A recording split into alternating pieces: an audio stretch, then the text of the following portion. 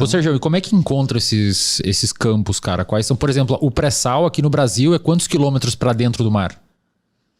Então, mais ou menos. Tipo, quem que foi lá ver como é que funciona o processo antes da gente ir pra extração? Como que a gente descobre um petróleo, né? Então, primeira coisa, o petróleo, ele só dá num tipo de... Só dá, né? Como você dá. Mas ele só existe num tipo de rocha que a gente chama de rocha sedimentar. Basicamente, no planeta Terra, a gente tem 3 tipos de rocha. Rocha ígnea, que é a rocha de vulcão. Rocha sedimentar, que é de sedimentação, que é de sedimento. E rocha metamórfica, que são rochas transformadas. Eu lembro que eu vi você falando no debate lá dos 12 horas no Vilela aí, ó. Falei de tudo isso. Falei de tudo isso lá. Mas a galera não prestou atenção. O petróleo, ele só é encontrado num tipo de rocha que chama rocha sedimentar. Então, vamos lá. Qual é o lugar onde tem mais rocha sedimentar? São nas famosas bacias sedimentares. Então, volte lá para a 6ª série, para quem não lembra, quais são as bacias sedimentares do mundo. Então, Bacia de Campos, Bacia de Santos, entendeu? Por isso que tem esse nome. E aí, pelo mundo vai tendo Bacia da Arábia, Bacia de Maracaibo, na Venezuela, Bacia do Orinoco, na Venezuela também, que é um dos maiores produtores de petróleo do mundo, e por aí vai. Então, como que você descobre petróleo? Primeiro, você tem que ter uma pista. Qual que é a primeira pista? Bacia sedimentar. Beleza. Então, como que começa um estudo para você descobrir um reservatório de petróleo? Você vai numa bacia sedimentar. Naquela bacia sedimentar, você planeja uma série de experimentos de geofísica. Então, você passa primeiro com um gravímetro. O gravímetro, como eu falei no começo, ele mede a aceleração da gravidade. Aí eu vou passando com o gravímetro. Opa, cheguei num valor aqui que eu tenho tabelado, que é uma rocha que pode ser o arenito. Se eu encontrei arenito numa bacia sedimentar, uma pista boa que pode ser que tenha. Desculpa operacional, mas é um avião que passa com isso? É um avião. É um avião. Hoje é avião. Só pra ter uma ideia. E no mar é um navio. Entendi. E no mar é um navio. Ele vai, tipo, fazendo um traqueamento, assim. Traqueamento. O navio vai andando e vai puxando esses equipamentos. Legal. Então ele puxa um gravímetro, ele puxa um magnetômetro, porque o magnetômetro mede a magnetização e as rochas dão um indicativo de que rocha que é. E o navio ele vem soltando umas bombas de ar. Essas bombas de ar geram uma bolha de ar. Essa bolha de ar ela entra para dentro da Terra e faz algo parecido com uma radiografia da Terra. Porque a onda ela vai refratando e refletindo nas camadas e ela volta. Quando ela volta, esse navio ele está puxando... Hoje os navios puxam 12 quilômetros atrás dele de cabo. Caramba, cara. E o cabo tem milhares de sensores. Olha só. E com isso eu faço uma radiografia tridimensional da Terra. É tipo uma topografia do terreno, assim. Isso. Só que do terreno lá embaixo. 5 quilômetros de profundidade. Olha só, cara. Caralho, bicho. E aí o que acontece? Nesse dado, que a gente chama de dado sísmico, esse da onda aí que eu falei, da bolha de ar, eu tenho indicativo, a gente chama de DHI, Direct Hydrocarbon Indicator. Então a gente já estudou tanto isso que a gente tem indicadores diretos da presença de hidrocarbonetos no dado sísmico. Então eu pego aquela montoeira de dado, processo ele, hoje com IA. Hoje não, né? A IA dentro da área de petróleo é usada há muitos e muitos anos. Na minha tese de doutorado de 2007 eu tenho um capítulo só sobre IA, porque eu usei exatamente isso. Então a gente aplica métodos hoje para encontrar esses DHIs, esses indicadores. Beleza, então eu tenho lá a bacia sedimentar, eu achei a rocha e achei um DHI, que é um indicador que pode ter petróleo. Entendi. Não, imagino que seja um... e depois o cara vai lá avaliar. É um indicador. Aí, muito bem, eu faço todo um estudo e chego pro cara que é o gerente daquele... daquele campo ali que eu estou estudando. Vamos supor que você é o gerente. Eu vou chegar para você e falar assim, Ezen, é o seguinte, cara. De acordo com os estudos aqui, eu tenho 40% de chance de ter petróleo nessa rocha, nesse ponto aqui. 30% de ter nesse. 42% de ter nesse. E aí você é um cara que é um tomador de decisão. Aí você vai falar, eu tenho X de dinheiro para aplicar. Aonde que você vai fazer o seu furo? Mas assim, o cara tem que fazer um furo ou teria algum método que detalhe um pouco mais e aumenta? Tem que fazer ele tem que tomar decisão. Ele tem que fazer o furo.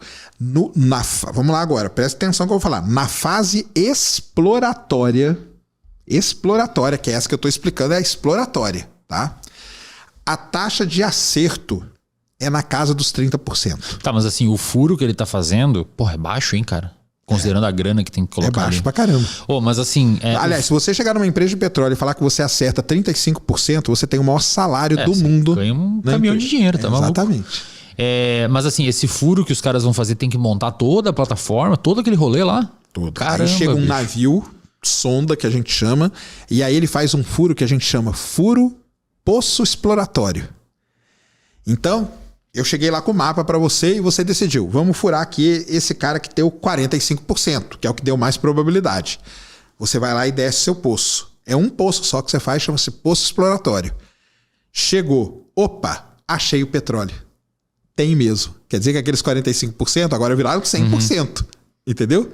Porque eu achei o petróleo Aí mesmo. desloca a maquinaria pesada para... Aí não. Aí você vai fazer um outro teste depois, que é um teste de produto, porque achar é uma coisa. Saber se aquilo lá é economicamente viável é outra coisa. Entendeu? Então nós agora temos que testar. Aí você vai lá e faz um teste, chama TLD, teste de longa duração. Então você põe aquele poço exploratório para produzir, como se ele fosse produzir na vida real, para saber se o petróleo, a quantidade de óleo que vai sair dali, realmente faz sentido para eu poder montar toda aí. A gente vai passar para a parte da produção, uma estratégia de produção. Então, por isso que são vários fatores que complicam a história. Primeiro que você vai dar um tiro em algo que é 30%.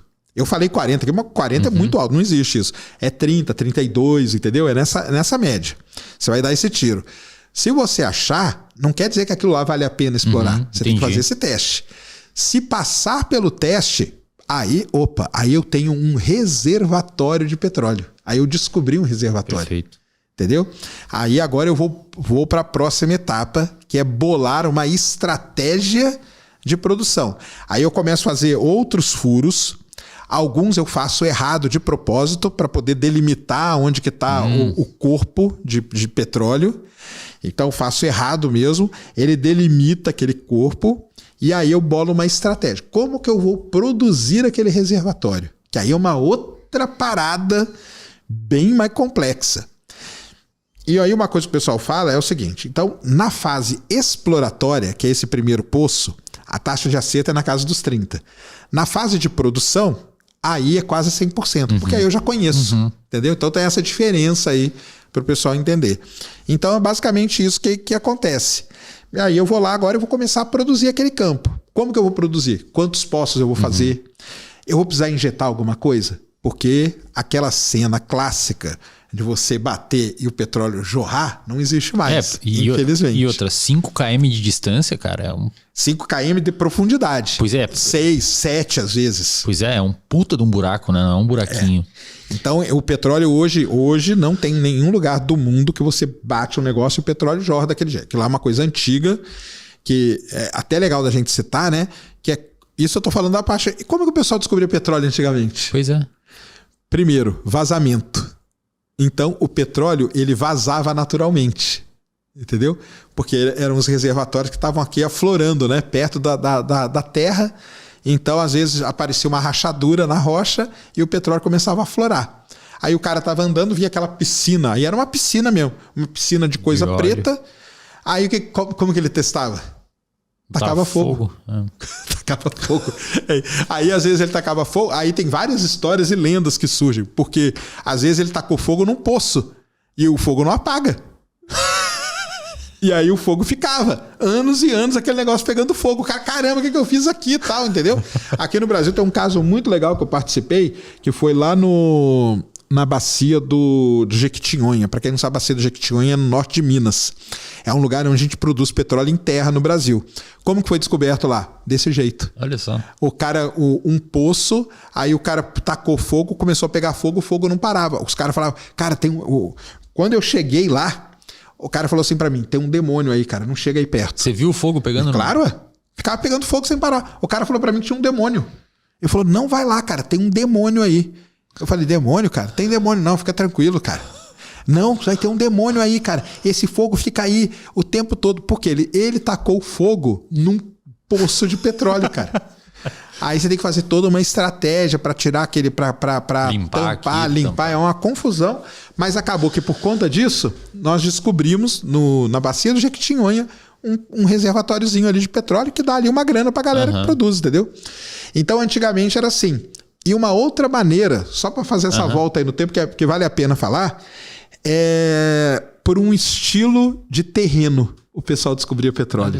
Que a gente chama de anticlinal, que é um morrinho. Então, às vezes, o cara tava andando assim, numa região que é toda plana, não tem nada. E, de repente, apareceu um morrinho assim, ó. Aquele morrinho ali nada mais era que a terra estufando por causa do petróleo. Aí você ia ali, o que você fazia? Imagina uma espinha, né? Você furava, o negócio saía. Por isso que tem aquelas cenas famosas, sabe? De filme e tal. De cara fura e sai. Então, uma dica aqui, vejam o filme Ouro Negro. Ouro Negro é um filme que conta a história de um cara que ele tinha esse conhecimento e o que ele saía? Ele saía andando pelas propriedades, comprando as propriedades que tinha espinha. Olha aí, ó. Só que ele sabia, entendeu? Até que ele chega numa propriedade, não vou dar isso pra dar, porque o filme já é velho. Até que ele chega numa propriedade que o filho do cara, ele fala, ué, o que esse cara tá vindo aqui, cara? Aí ele vai, ele tá indo naquele morro ali que tem petróleo aí. Legal. Então, isso aí é o pessoal antigo fazer desse jeito. Hoje não tem mais, quem dera, né, cara? A gente... Então por que eu falei tudo isso? Porque você precisa bolar uma estratégia para produzir aquele reservatório. Essa estratégia vai depender da quantidade de petróleo que tem, de como que ele está distribuído. Se você vai colocar 10 poços de produção, você vai colocar quantos poços injetores. Por que eu tenho que injetar coisa no reservatório? Imagino que para empurrar para o outro lado. Eu tenho que empurrar. Então eu injeto o quê? Injeto água, injeto CO2, entendeu? Injeto várias coisas para empurrar aquele petróleo para que ele saia no outro poço.